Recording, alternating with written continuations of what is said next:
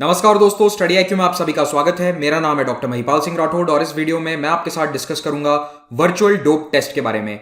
America की anti doping agency ने कोविड-19 pandemic के दौरान एथलीट्स को टेस्ट करने के लिए एक वर्चुअल तरीका अपनाया है। तो ये कैसे काम करता है और क्या भविष्य में हमेशा के लिए इसे हम अपना सकते हैं या नहीं, इन बातों के बारे में आज हम चर्चा करेंगे। अगर आप मुझसे सोशल मीडिया पर जुड़ना चाहते हैं तो मुझे ट्विटर, इंस्टाग्राम या फेसबुक पर इन आईडीज पर फॉलो कर सकते हैं। मेरे सभी लेक्चर्स के पीडीएफ आपको इस टेलीग्राम चैनल पर मिल जाएंगे। स्टडी आईक्यू का स्मार्ट कोर्स यूपीएससी सिविल सेवा परीक्षा के लिए लॉन्च हो चुका है। इस कोर्स को अवेल करने के लिए आप हमारी ऐप डाउनलोड कीजिए from the Google play store और आप घर बैठे आईएएस एग्जाम की तैयारी कर सकते हैं उन टीचर्स के द्वारा जो आपको यूट्यूब पे भी लगातार पढ़ाते आ रहे हैं।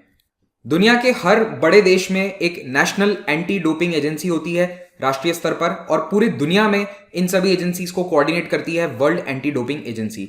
WADA की स्थापना हुई थी 1999 में और इसका हेडक्वार्टर है मॉन्ट्रियल, क्यूबेक में, कनाडा में। ये फैक्ट बहुत ही इंपॉर्टेंट है, इसे याद रखिएगा। तो यूनाइटेड स्टेट्स की जो एंटी डोपिंग एजेंसी है, जिसे हम USADA कहते हैं, उसने इस नए टेक्निक का इजाद किया है या फिर वर्चुअल डोप टेस्ट को शुरू किया है। WADA का इस टेस्ट से कोई लेना देना नहीं है। सबसे पहले ये जानो कि आमतौर पर एंटी डोपिंग टेस्ट कैसे होते हैं। तो देखिए, एंटी डोपिंग में एक बहुत इंपॉर्टेंट रूल है जिसे कहा जाता है वेयर अबाउट्स रूल। तो जो भी एथलीट अंतरराष्ट्रीय स्तर पर पार्टिसिपेट करता है उसे इस रूल का पालन करना जरूरी है। वेयर अबाउट्स का मतलब यह है कि आपको अपने राष्ट्र की एंटी डोपिंग एजेंसी या वाडा को यह बताना होगा कि आप हर रोज एटलीस्ट दिन में 1 घंटे कहां पर होंगे। एग्जैक्टली आपको लोकेशन बतानी होगी। तो चाहे आप छुट्टियां मनाने जा रहे हैं, चाहे आप अपने घर जा रहे हैं, शादी ब्याह में जा रहे हैं कहीं पर, लेकिन आपको एग्जैक्ट लोकेशन बतानी पड़ेगी कि इस दिन मैं इस 1 घंटे में, लेट से 3 से 4 बजे के बीच में इस जगह पर हूंगा। तो ये बहुत ही इंपॉर्टेंट है क्योंकि रैंडमली टेस्ट किए जाते हैं। देखिए, अब वो समय गया जब स्पोर्ट्स इवेंट के दौरान कोई डोपिंग के लिए ड्रग्स लेता था। वो सब पहले होता था, आज से 30-40 साल पहले। आजकल परफॉर्मेंस एनहांसिंग ड्रग्स जो हैं वो बहुत पहले लिए जाते हैं, कई साल, कई महीनों पहले टूर्नामेंट से। तो इसीलिए रैंडमाइज्ड टेस्टिंग जो होती है ड्यूरिंग नॉन कॉम्पिटिटिव टाइम्स, वो सबसे कारगर मानी जाती है। इसीलिए इन एथलीट्स को टेस्ट किया जाता है जब वो ट्रेनिंग में हो, अपने घर पर हो या फिर टूर्नामेंट में कई महीने बचे हों। तो इस वेयर अबाउट्स रूल में साफ तौर पर आपको बताना होगा कि आप कहां पर हैं, और रैंडमली महीने में 1 या 2 बार कभी भी ये डोपिंग कंट्रोल ऑफिसर्स आएंगे बिना किसी एडवांस नोटिस के और आपके ब्लड और यूरिन के सैंपल्स लेके जाएंगे, ये चेक करने के लिए कि कहीं आप परफॉर्मेंस एनहांसिंग ड्रग्स या फिर डोपिंग तो नहीं कर रहे हैं, आप कोई दवाइयां लेकर अपना परफॉर्मेंस तो नहीं बढ़ा रहे हैं। लेकिन अब आप जानते हैं कि कोरोना वायरस आउटब्रेक हो चुका है, तो ट्रैवल एक तरह से सब जगह निषेध है और यूएस में भी यही समस्या आ रही है। डोपिंग कंट्रोल ऑफिसर्स एक से दूसरी जगह जा नहीं सकते सैंपल कलेक्ट करने के लिए इन पर्सन।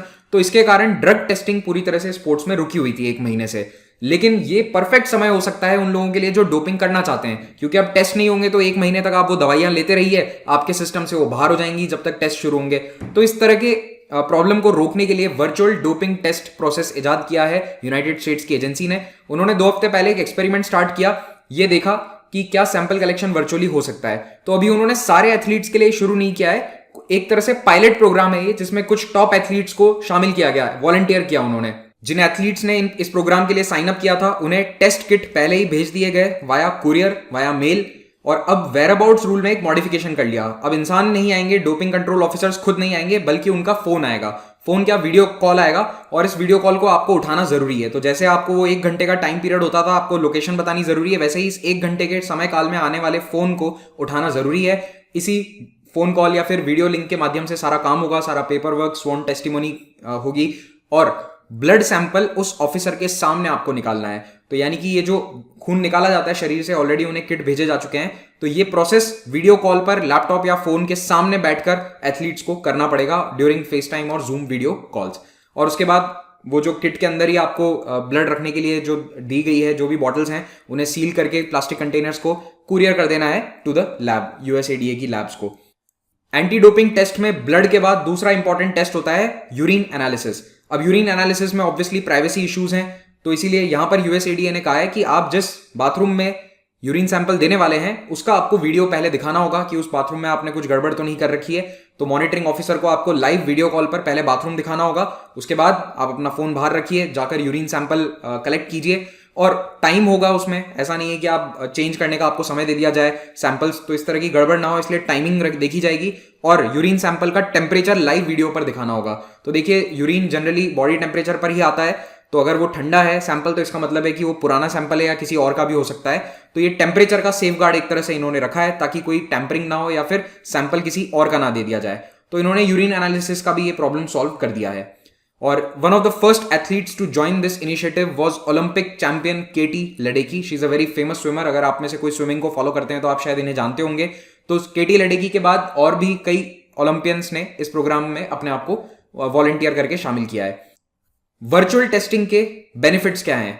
देखिए, दो तरह के बेनिफिट हैं। एक तो शॉर्ट टर्म, यानी अभी अगले 1-2 महीने तक, जब तक शायद लॉकडाउन चले कोविड-19 के कारण, तब तक एथलीट्स कोई परफॉर्मेंस एनहांसिंग ड्रग्स तो नहीं ले रहे, ये पता चल जाएगा। नहीं तो उन्हें 2 महीने की एक शानदार विंडो मिल जाती जिन्हें डोपिंग करनी है उनके लिए।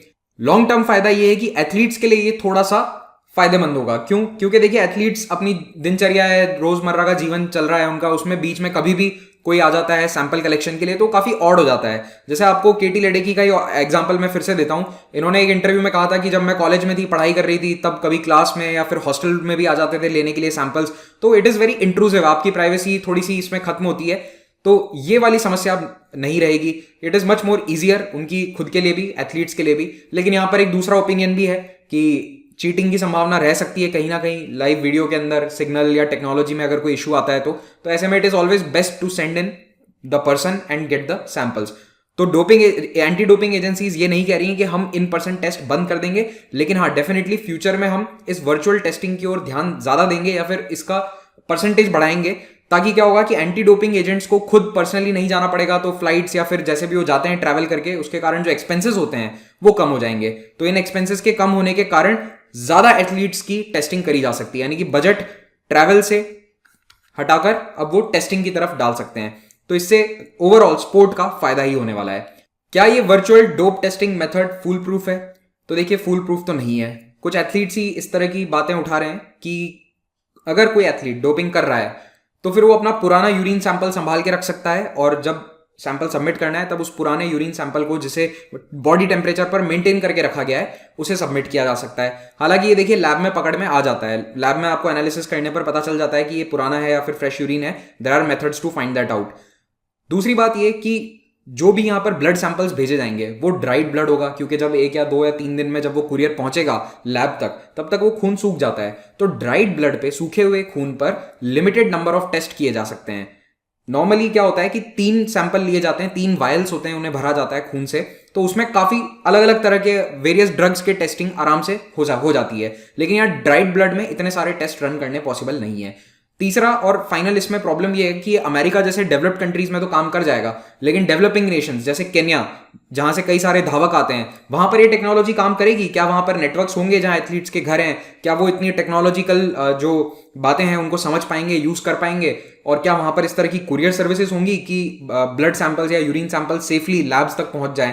तो इस तरह की कई चीजें हैं जो इसको भविष्य में 100% इंप्लीमेंट होने से रोक सकती हैं। लेकिन फिर भी एक नई शुरुआत है, काफी इनोवेटिव शुरुआत है। और आप लोगों के लिए जाते आते एक क्वेश्चन है, क्या आप मुझे एक एथलीट का नाम बता सकते हो जिसको पिछले 2 हफ्तों के अंदर डोप टेस्ट के अंदर पॉजिटिव पाया गया और उसे सस्पेंड किया गया in the last 2 weeks? Thank you very much for watching this. Have a great day.